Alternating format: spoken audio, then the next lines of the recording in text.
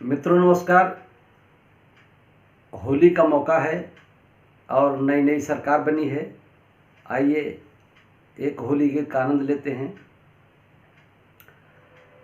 अरे जोगी बाबा देख फिर से आ गई रामा, अब कैसे बीती। जोगी बाबा देखा फिर से आ गई रामा, अब कैसे बीती। कुछ लोग बहुत ही डरा गए रामा, अब कैसे बीती। अब कैसे बीती हो, अब कैसे बीती, अब कैसे बीती, अब कैसे बीती। जोगी बाबा देख फिर से आ गई रामा, अब कैसे बीती।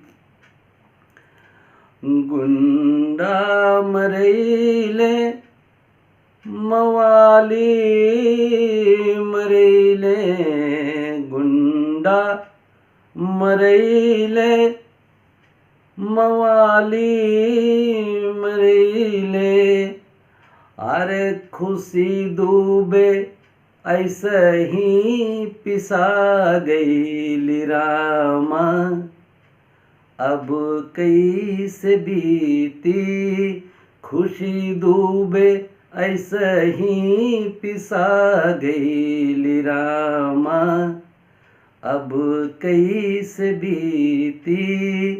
जोगी बाबा देख फिर से आ गई रामा, अब कैसे बीती।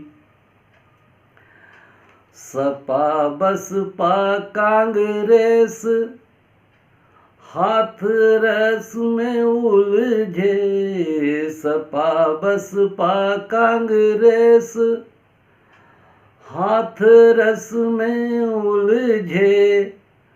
अरे काजल पांडे इन्हीं में हेरा गई रामा, अब कैसे बीती। काजल पांडे यही में हेरा गई रामा, अब कैसे बीती। जोगी बाबा देख फिर से आ गई रामा, अब कैसे बीती। जोगी बाबा देख फिर से आ गई रामा, अब कैसे बीती।